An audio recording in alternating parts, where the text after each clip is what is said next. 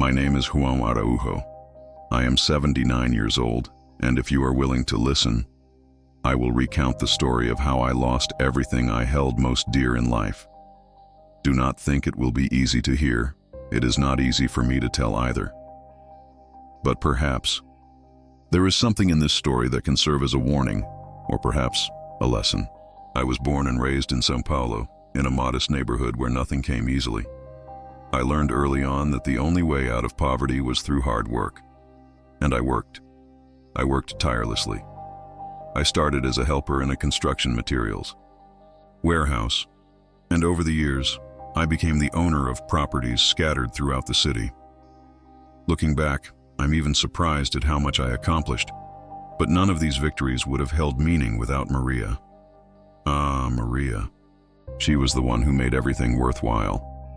We met at a neighborhood dance, the kind that hardly anyone attends anymore. I was awkward, but she was patient. From that day on, she never left my side.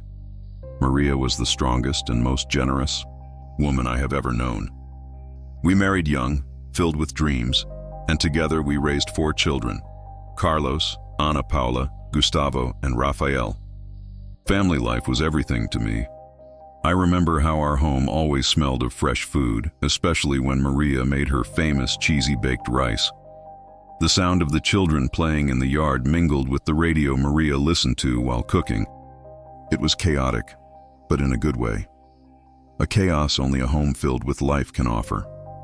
On weekends, I would take the children for bike rides in the park. Maria always stayed behind, watching with that smile on her face. A smile that seemed to say, "We are in the right place at the right time." And we were. At least I believed we were. As our business thrived, I purchased a larger home. It was modest but comfortable, with a garden in the front and a porch where Maria loved to drink her afternoon coffee. My children grew up there, and every corner of that house held a story. It was there that we celebrated birthdays, academic achievements, and even difficult times seemed smaller because we were together. But, as strong as everything seemed, nothing is eternal. And it was only when I lost Maria that I realized how much I depended on her to keep our family united. I thought I was the pillar of that home, but it was Maria who truly held everything together. After she left, something began to crumble, and I didn't notice it right away. I was blinded by grief. If I could go back in time, perhaps I would do things differently. I would cherish the simple moments more, tell her how important she was more often.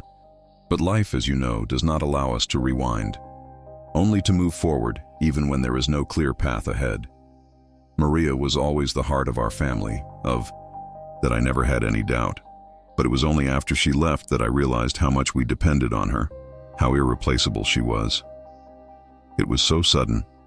A normal afternoon, just like any other, and the next day, she was gone. An aneurysm, the doctor said. It was instantaneous. She felt no pain. Those words echoed in my head like some kind of consolation, but they weren't. Nothing could console the loss of Maria. When I returned home from the hospital, the silence was deafening.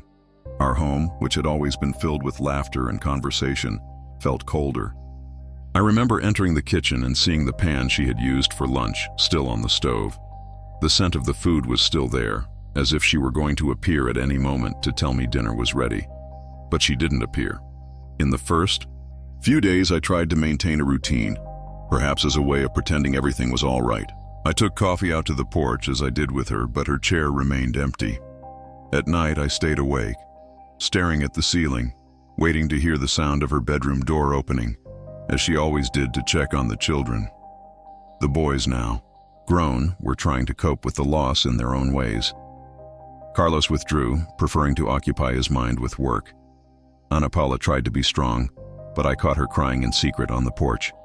Gustavo, always practical, spoke of organizing his mother's finances, as if that would fix anything. And Rafael, well, he seemed lost, unsure where to find comfort. I wanted to be the pillar of the family, but to be honest, I couldn't. My grief isolated me. My children needed me, but I didn't know how to deal with the void Maria left behind. I loved them, but everything around me seemed to have lost its meaning. What was a dinner table without Maria? The once treasured home, filled with cherished memories, now felt hollow since the presence that imbued them with meaning was gone. Months had passed, yet the grief remained, not diminishing but shifting into a constant burden, a silent weight. I carried. Friends, once offering condolences, gradually ceased their visits. I did not blame them. Who would want to linger near someone consumed by such profound sorrow? Even my children, little by little, began to distance themselves. One day, Anna Paula inquired about my lack of return to work, my avoidance of activities. That might fill my time. In that moment, I realized her perspective was different from mine. For me, time had stood still on the day I lost Maria. There was no ambition left, no motivation to rebuild my life. What tormented me most was the sense of colorlessness that had enveloped the world. Even sunny days seemed gray and dull. And the silence. That was the worst. Before, it had been punctuated by Maria's laughter or her voice calling me to dinner. Now it was absolute, as if the house itself mourned. Unbeknownst to me, this void within me would open the door to something far worse, a darkness I had never imagined, and it all began with her absence. Following Maria's departure, a subtle shift began to ripple through our family. Initially, I attributed it to the natural grieving process, each person coping with their sorrow in their own way. But over time, I recognized that her absence had created a fissure within our family structure, a rift that widened with each passing day. Maria had been the foundation, the bedrock of our family. Without her, it felt as if the very structure we called family was crumbling. The initial trigger was a conversation about the family properties. One lunch, which I insisted on hosting, Carlos brought up the subject. "Dad, we need to start thinking about dividing the houses." I stared at him, confused. "Dividing? How so?" "I'm still here, Carlos. The houses are mine." He hesitated, but quickly justified his proposal. "I know, Dad, but it's better to arrange things now than to leave it for later. This way we can avoid future disputes." But he was wrong. The argument had begun. Ana Paula, ever the peacemaker, tried to change the subject, but Gustavo sided with Carlos. "He's right, Dad. What if something happens to you? It's better to settle everything now." That statement left a bitter taste in my mouth. What if something happens to me? I was aging, certainly, but I was still lucid, still working, still managing everything. I looked at Rafael, expecting him to speak up, but he remained silent, seemingly aligned with his siblings, yet lacking the courage to express his opinion. From that day forward, everything revolved around this issue. Every visit, every phone call ended with the same discussion: the fate of the houses. What bothered me most was not the concern itself, but the tone. It felt as if I were merely a pawn in a game they were already playing amongst themselves. In a fit of anger, I summoned Carlos for a serious talk. "Listen here, Carlos. The houses are mine. You don't get to decide anything. When the time comes, I'll handle it." He looked at me with his usual pragmatic expression. "Dad, you don't understand. We're just trying to prevent problems." "The problems are being created by you, Carlos," I retorted, standing up and pointing at him. Ana Paula attempted to intervene, but the tension had already escalated. Gustavo was direct. "If you don't want to resolve this, then we'll have to act." Act. That word echoed in my mind for days. What did he mean? At that moment I didn't know, but I began to realize that the children Maria and I had raised, the children who once ran through the yard laughing and playing, were transforming into something I no longer recognized. My relationship with them, already strained, grew increasingly distant. I avoided conversations, fearing they would inevitably lead back to the same point. They, in turn, seemed increasingly united, but against me. And that's when I realized that the estrangement wasn't merely a side effect of grief. It was something larger, something that was growing and would eventually explode. A point arrived where I could no longer ignore what was unfolding. Discussions about dividing the properties had become too frequent, almost obsessive. They no longer waited for me to take the initiative. Each one sought to secure their portion as if I were no longer present. This consumed me. I knew I had to act, but honestly, I didn't know how. One day, Gustavo appeared unannounced. He held a folder and his usual direct manner. "Dad, I came to talk to you about the house documents. If you wish, we can expedite the process." I took a deep breath, feeling my blood boil. "What process, Gustavo? Who said I'm doing this now?" His response seemed to surprise him, yet he maintained a calm tone. "Father, it's best to resolve this now. This prevents future problems." It was always the same excuse. Always the best for the future. And me? What did I mean to them in the present? That conversation was the final straw.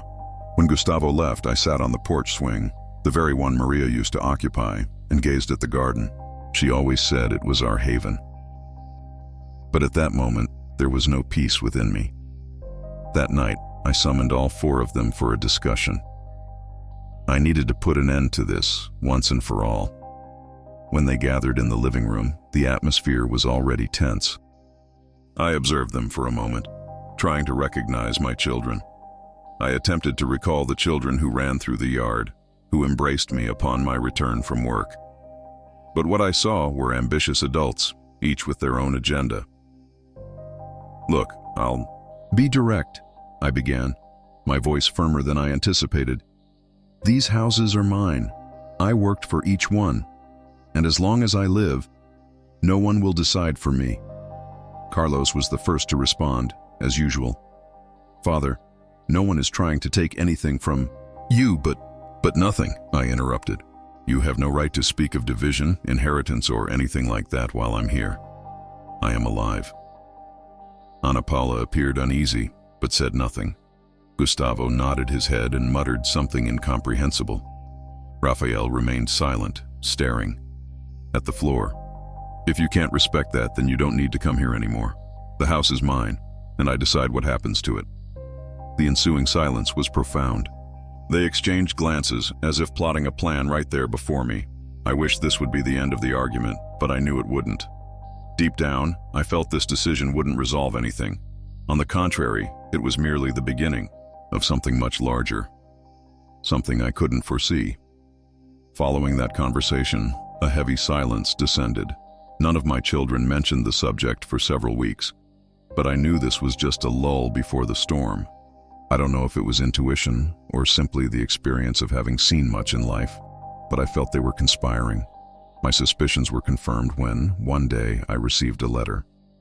It was a formal notification that I would be subjected to a medical evaluation to determine my capacity to manage my own assets. I read it 3 times, trying to comprehend. My hands trembled, but not from weakness, rather from anger.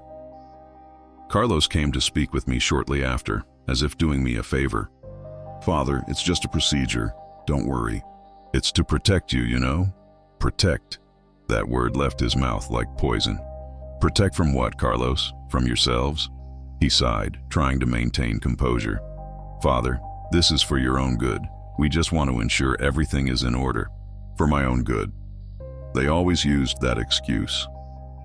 From that moment on, things moved quickly. A doctor visited my home for the evaluation. He was a detached man who barely looked up from the paperwork while asking generic questions about my health and daily life. I knew it was a sham. A few days later, I received another letter, the court's decision. I was deemed incapacitated to manage my own affairs. The house where I lived with Maria, where I raised my children, was no longer mine. My own children had forged reports, used deceitful arguments, and now held control. They hadn't even had the courage to tell me in person. Their lawyer appeared to deliver the decision.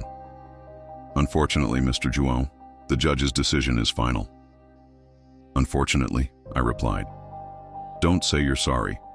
You must be delighted by this, working for those who work for you." From that moment, I was removed from my home and taken to a nursing home. The justification? Care and safety. But all I felt was abandonment. The place was cold, impersonal, filled with distant voices and hurried footsteps. My room was small, with a bed, a table, and a window overlooking an empty courtyard. My children never visited. They had gotten what they wanted. I was out of the way, and they were in control. I thought of them every day, trying to understand where everything went wrong. But no matter how hard I tried, I couldn't find an answer. What hurt most wasn't the loss of my assets, but the betrayal. Knowing that the people you love most are the ones who hurt you the most. And in that solitude, I began to realize that the emptiness Maria left behind was only the beginning of something much larger, something I could never have imagined. The asylum was a place where time seemed to stand still.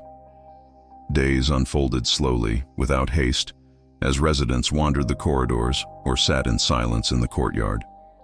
I never received a visit, not even a phone call. This gnawed at me. It wasn't just the loneliness, but the certainty that I had been forgotten by those who had once promised to be by my side. I spent most of my time seated in an armchair near the window of my room. I enjoyed observing the courtyard, even though it was almost always empty. Sometimes the wind would sway the branches of a lone tree there, and I imagined that it was the closest thing to life that place held. It was on one of these days that I met Andre. He was new there, a young employee with a calm demeanor and a smile that seemed genuine. He approached me as I looked out the window. "Do you enjoy being here?" he asked, striking up a conversation. "It's not as if I have many options, is it?" I replied, without taking my eyes off the courtyard. He chuckled softly and sat in a chair nearby. He didn't say much more that day, but gradually he began to appear more frequently. Sometimes he'd bring me coffee or simply sit to talk. Over time, I began to trust him. It was difficult not to trust him. Andre was the only one who seemed to truly care. One day, after a few weeks, I confided in him my story. I spoke of Maria, of my children, of what had been done to me. He listened in silence, nodding occasionally, as if understanding exactly what I was feeling. "My grandfather went through something similar," he said after a long silence. "Not with family, but with the system. He lost everything he had." We sat in silence for a while, until Andre looked at me with a peculiar expression, as if hesitating to say something. "My grandmother. She was different, you know. She dabbled in things people don't understand." I raised my eyebrows, intrigued. "What kind of things?" "Magic. Specifically, black magic." The word hung in the air, heavy, as if it had altered the atmosphere of the room. "She said she could help people, sometimes at a price." My first reaction was disbelief. I was a practical man, always had been. But in that situation, with everything I had lost, it sounded more like an opportunity than a threat. Still, I shook my head, trying to dismiss the thought. "I don't know if I believe in that, Andre." He shrugged. "You don't need to believe. You just need to want to try." I left that conversation with a weight on my chest. On one hand, it seemed crazy, but on the other, it was the first time in years that someone had offered me a chance to fight for what was mine. And in that endless silence of the asylum, that idea began to grow. Perhaps, just perhaps, this was my only way out. The days following that conversation with Andre were different. I couldn't think of anything else but what he had said. Black magic, something I had never considered. But there, in the silence of the asylum, it seemed like the only light in an endless tunnel. I didn't want to believe, but at the same time, the idea grew within me. A few days later, Andre brought up the subject again. He seemed to sense that I was beginning to consider the idea, even without admitting it. "Look, Mr. Juan, my grandmother isn't an ordinary person. She knows things I can't even explain properly. If you want to try, I can speak to her." I hesitated, as always. "And what exactly would she do?" Andre took a deep breath and began to explain. "She performs a ritual. It's not simple, but it's powerful. She'll need something personal from you, something that holds meaning. It could be a photo, an object with a history. She'll use it to create a connection." I listened attentively, but without showing much emotion. Andre continued, "Grandma Zilda will invoke entities. They are the ones who do the work. But there's a price, always a price." "What kind of price?" I asked, feeling a shiver run down my spine. "I can't say exactly. It depends. But it's not something we control." That conversation stayed in my head for days. I didn't know what to do. On one hand, it seemed crazy. On the other, it was the first real chance I had to fight back. Then one day, I called Andre and said, "Do what needs to be done." He left the room and returned the next day with a small notebook in his hand. "My grandma asked you to write the name of each person who harmed you. Each one of them, and it needs to come from the heart, without doubts." I held that notebook, feeling the weight of what it meant. I wrote the names, one by one: Carlos, Gustavo, Ana Paula, and Rafael. My hand trembled as I wrote the final name. The following night, Andre recounted the ritual. He detailed every aspect, as if he wished me to experience it vicariously. It was night. Grandma Zilda created a circle on the floor with black candles. At each corner, she placed the notebook in the center, along with the photograph the gentleman had given. With each word, I could visualize everything in my mind. Andre continued. She began reciting words, not in Portuguese nor any language I know. It was like a whisper, yet the sound seemed to fill the entire space. "And then?" I asked, barely breathing. "Then the wind began to blow, even with the windows closed. The candles flickered but did not extinguish. My grandmother said they accepted the plea." "They?" Andre simply nodded. "They." I did not ask further questions. I did not want to know who or what they were.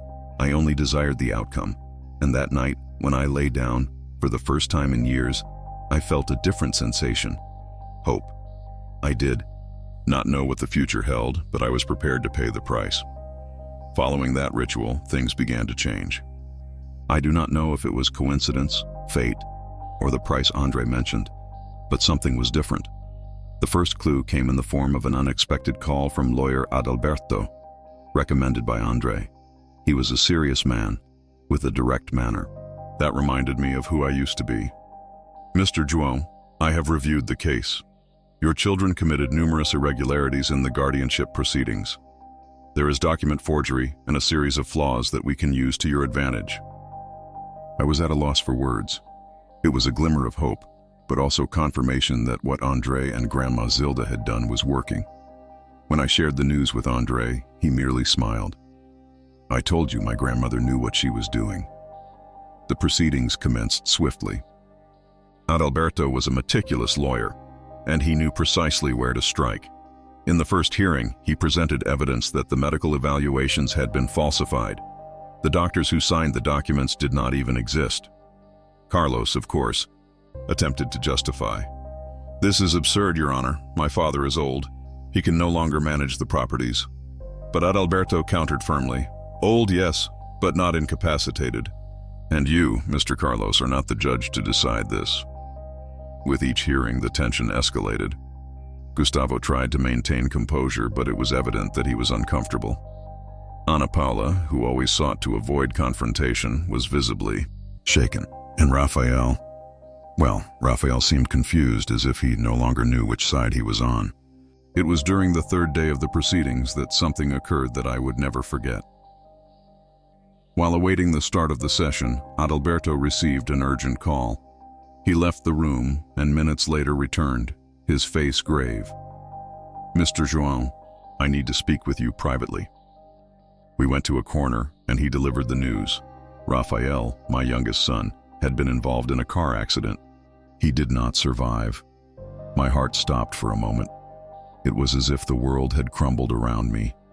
The first thing I thought of was the pact. Was that the price?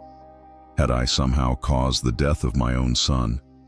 This doubt would forever consume me. Even devastated, I had to continue.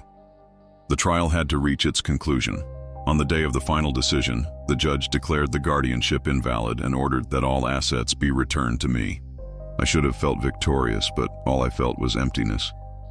In the hallway, after the hearing, I encountered Carlos. He looked at me, his face etched with anger and perhaps a touch of guilt. "I hope you are happy, Father. You destroyed this family." I wanted to respond, but I could not. I simply watched him leave, accompanied by Gustavo and Ana Paula. And there, in that moment, I knew I had won the battle, but lost the war. My name was back on the documents, but my family was forever shattered. After the hearing, I returned to the nursing home in silence. I had won. The houses, the assets, everything that was mine was back.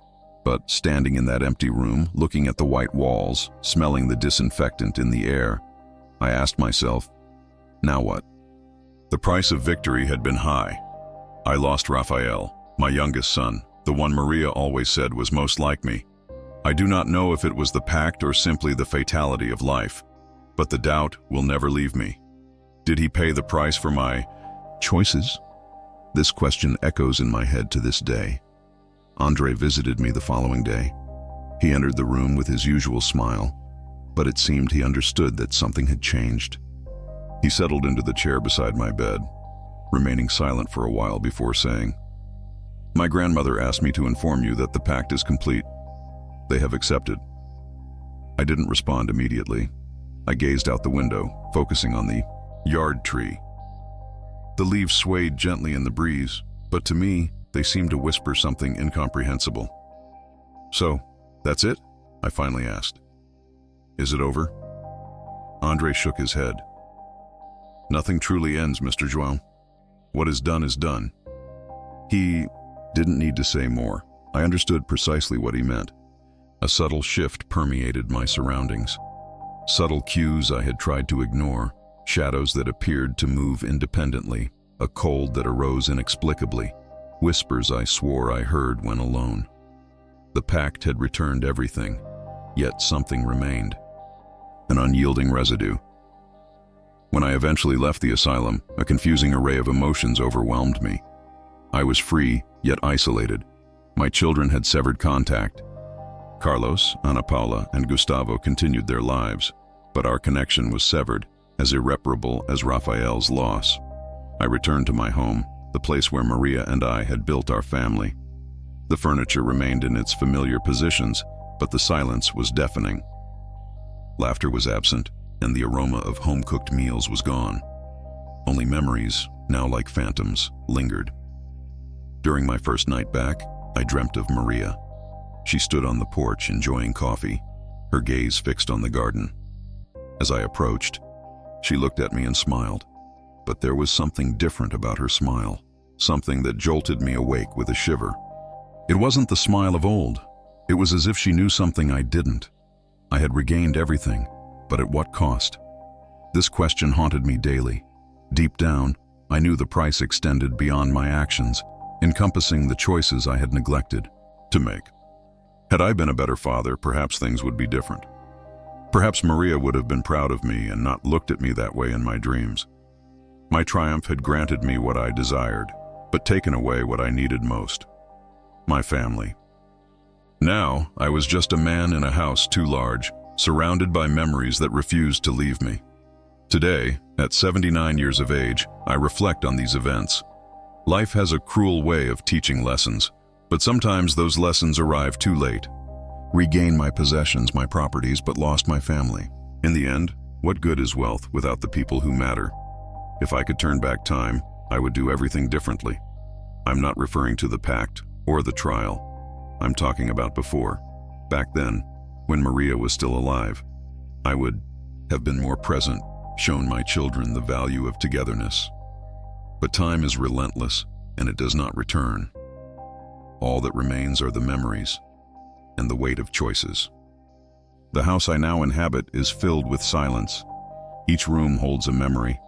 Sometimes I close my eyes and hear my children's laughter as they were young. I can almost smell Maria's arroz de forno wafting from the kitchen. But when I open my eyes, everything disappears, leaving only emptiness. The pact brought me victory, but also something more. There are nights when I feel I am not alone. Whispers, footsteps, a shadow that seems to move on the wall. Andre said that this was the price. They won't depart so easily. Perhaps they are here to remind me of what I did. Or perhaps they are merely phantoms of my own remorse. Carlos, Ana Paula, and Gustavo have never spoken to me again. And Raphael? Well, Raphael is in a place I cannot reach. When I think of him, the weight intensifies. The doubt that the pact led to his demise will never leave me. It's like a hole in my chest that will never be filled. I do not regret fighting. I was thrust into a situation where there was no other choice. But if I could, I would have taught my children something Maria always said: family is more important than anything. Perhaps if they had understood this, none of this would have happened. Now, I live with my memories and my silence. I have learned, too late, that the true price of a life filled with achievements is what you sacrifice along the way. And what I sacrificed was my family. If there is anything I can say to you who are listening to this story, it is this: cherish the people you love while you still have time. Do not allow silence to grow between you, because once it takes root, it is difficult to dislodge.